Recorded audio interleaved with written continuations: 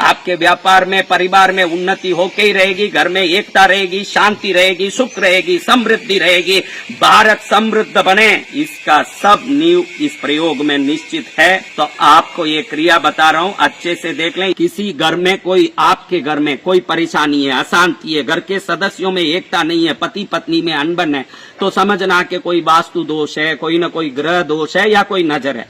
घर में कोई विभिन्न आवाज आ रहे हैं, पायल का आवाज आ रहा है, कोई न कोई रात में काली छाया दिखती है, सोते हो तो कोई गला दबाता दिख रहा है, कोई न कोई परेशानी आती है, हर जगह पर असफलता आती है, तो समझना कोई भूत प्रेत आत्मा की छाया है।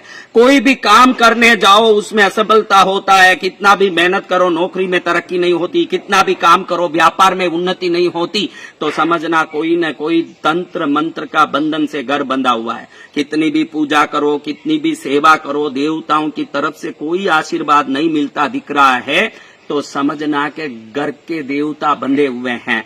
इन सभी क्रियाओं के लिए मैं अब जो एक छोटी सी क्रिया बता रहा हूं, दुनिया के किसी तांत्रिक के पास जाने की जरूरत नहीं, किसी मांत्रिक के पास जाने की जरूरत नहीं, और कभी पैसा देके कोई भी प्रकार की क्रिया मत कराना, क्योंकि पैसा देने की इच्छा रखता है वो भी लोभी है, पैसा लेने की इच्छा रखता है वो भी लोभी है। लोभी का कल्याण कभी नहीं कर सकता। इसलिए आप जब भी अपने जीवन में श्रेष्ठता चाहते हो, अपने गुरु के द्वारा, अपनी भक्ति के द्वारा, अपनी ईश्वरीय कृपा के द्वारा ही समाधान की कोशिश करो, बाकी किसी में जाने की जरूरत नहीं है। ऐसी कई चीजें प्रकृति में बताई है जिन चीजों के उपयोग से आप दुनिया के सबसे बड़ी समस्याओं का हल कर सकते हैं। उन चीजों में कुछ चीजों को आज हम देख रहे हैं, वो छोटा सा उपाय मैं जो बता रहा हूं, ये कोई भी घर का गृहस्थी कर सकता है, पुरुष कर सकता है, स्त्री कर सकते हैं, कोई भी व्यक्ति कर सकते हैं। इसको करने के लिए कोई उम्र का भी कोई कायदा नहीं है, इतना है कि आप साफ सुथरे ना करके ये विधि करें। इसको करने मात्र से उसी दिन घर में रही हुई प्रेत आत्माएं, भूत आत्माएं भागेगी और किसी भी प्रकार का नजर, जादू टोना, मंत्र तंत्र हो, भाग के ही रहेगा। आपके व्यापार में, परिवार में उन्नति होके ही रहेगी, घर में एकता रहेगी, शांति रहेगी, सुख रहेगी, समृद्धि रहेगी, भारत समृद्ध बने, इसका सब नींव इस प्रयोग में निश्चित है। तो आपको ये क्रिया बता रहा हूं, अच्छे से देख लें। इसीलिए मैंने इस क्रिया के उपयोग में आने वाले चीजों को भी बताने का प्रयास किया है कि आप अच्छे से समझ लें, क्योंकि विधि में गलती नहीं होनी चाहिए। तो आप एक शुद्ध नया मटका, ऐसा इससे बड़ा हो आपकी खुशी, इतना कम से कम होना चाहिए, ऐसा मटका लें। वो रविवार के दिन खरीदें। इस मटके को आप रविवार के दिन ऐसे एक मटका खरीदें। इसको खरीदने के बाद ये देखिए, मैं बरास कई दीपक के प्रवचनों में, अन्य प्रवचनों में बरास बताया। कई लोग पूछते हैं बरास क्या होता है, बरास क्या होता है। मुझे मत पूछो, आप दुकान में जाके पूजा सामान मिलता है, वहां बरास दीजिए, पूछिए, वो देंगे। आप हर चीज के लिए मैसेज करते मत रहो, यहाँ से कोई जवाब देने वाला नहीं है। आप बढ़िया से दुकान में, पूजा दुकान में जाइए और जाकर के बरास कपूर मांगिए, क्योंकि कपूर जो आजकल आता है ये 100% केमिकल आता है, और ये केमिकल वाला कपूर जब आप जलाओगे तो उसका केमिकल निकल करके वातावरण में जो प्रभाव करना चाहिए वो कभी नहीं करता। इसलिए घर में आरती वगैरह में भी कपूर जलाते हो तो ये बरास कपूर ही लाके जलाइए। सादा कपूर तो मात्र केमिकल का डला है और कुछ नहीं है। आप दुकानों में, पूजा दुकान में बरास पूछ के देखिए, वो 100% देंगे। भरपूर थोड़ा सा बरास ले लीजिए, नीचे डाल दीजिए। अब इसको, बरास को आप डालने के बाद ये देखिए, ये दुकानों में, उसी पूजा के दुकान में जाके नवग्रह की लकड़ी बोलेंगे तो ये चीजें पैकेट देंगे। वो क्या है आपको देखने की भी जरूरत नहीं, मैं तो खाली आपके नॉलेज के लिए बता रहा हूं कि आप समझ लें। तो राहु के लिए देखिए दुर्वा, शुक्र के लिए गूलर, बुध के लिए लठ जीरा, गुरु के लिए पीपल, केतु के लिए कुश, सूर्य के लिए मदार, शनि के लिए समी, चंद्र के लिए पलाश, मंगल के लिए खेर।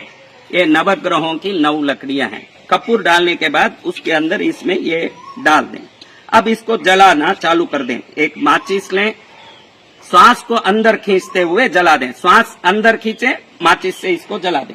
जलाने के बाद इसको चिरचिरी बोलते हैं, साधारण भाषा में, गलियों में, रोड में कहीं भी मिल जाता है चिरचिरी।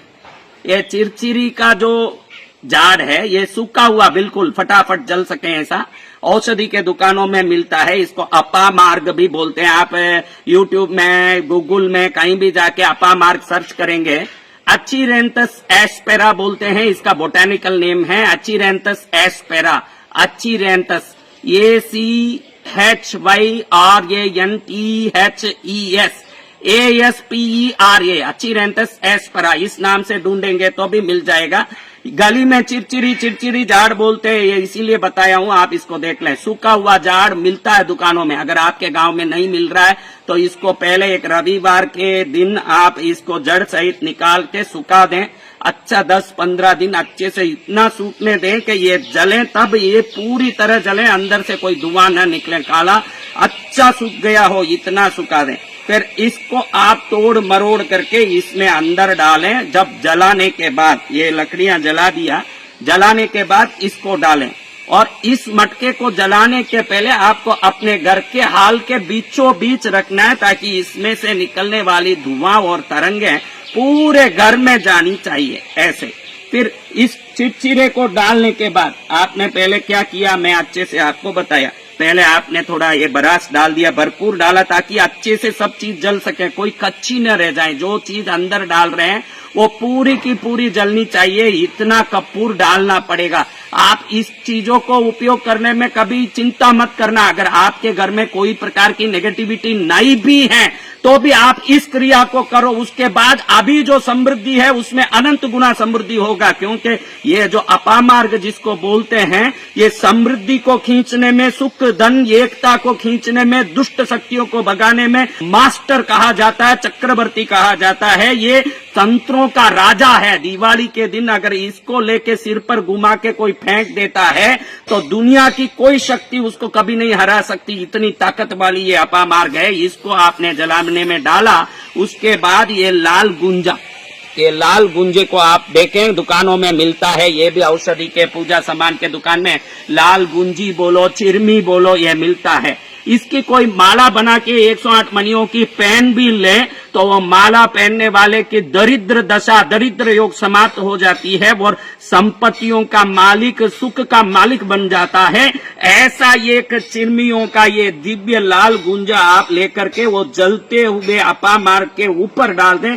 इसको भी अच्छे से जलाएं। अगर आपको लगे कि कपूर कम पड़ गया, सही नहीं जला, तो आप ऊपर से भी कपूर डाल के वापस जला सकते हैं, लेकिन अंदर वाला मसाला बिल्कुल जल जाना चाहिए। जब ये धुआं निकलेगा, ये तरंग निकलेगा, कपूर के ऊपर नवग्रह की लकड़ियां, इस लकड़ी के ऊपर ये चिरचिरा यानी अपामार्ग का झाड़ सूखा हुआ बिल्कुल एकदम, और उसके ऊपर ये लाल गुंजा, चिरमी लाल गुंजा, इसको जलाने के बाद ये धुआं घर में पूरी रात जाने दीजिए। रात भर उसको वहीं रहने दीजिए इस मटके को, ताकि वो तरंग पूरा घर के हर कोने में, बेडरूम में, बाथरूम में, डाइनिंग रूम में, हर जगह पहुंचे, हर दिशा में पहुंचे।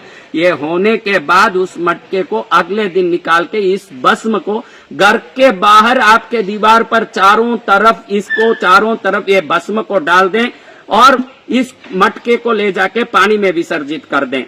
इस क्रिया को हर रविवार को 5 बार करें या 1 बार करें, ये एक ही बार करें तो भी कैसा भी भयानक शैतान भूत हो किसी घर में वो भी निकलेगा, किसी भी प्रकार का डोरा टोटका टोना हो वो भी निकलेगा, किसी प्रकार का नजर जादू हो वो भी निकलेगा, वास्तु दोष हो तो वो भी निकलेगा।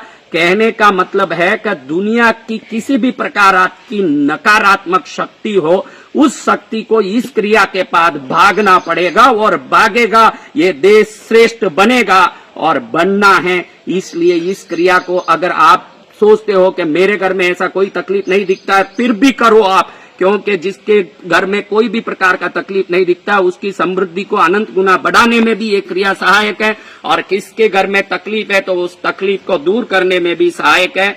ऐसे सहाय करने वाले सभी वस्तुओं को भी मैं धन्यवाद करता हूँ। लाल गुंजा को, अपामार्ग को, ये नवग्रह की लकड़ियों को, बरास को, जो अद्भुत वस्तुएं हैं। मैंने बताया भी है कि अगर अपने पूजा घर में बरास को खाली इतना भर के आप कहीं अपने पूजा घर में रख देते हैं तो भी आपका घर में ये बरास रखने के बाद समृद्धि बढ़ता है। ये लक्ष्मी का चिन्ह है बरास, ये नवग्रह की लकड़ियां, एक एक लकड़ी में, दूर्वा में, कुश में, समी में, मदार में, पलाश में, ये सभी लकड़ियों में एक एक प्रकार की ऐसी तरंगे हैं, वाइब्रेशन है, जो विभिन्न शक्तियों को आकर्षित करके दुष्ट शक्तियों को भगाती है। इस दिव्य वस्तु को, अपामार्ग को, लाल गुंजा को डाल के जला के पूरे घर को पवित्र करें।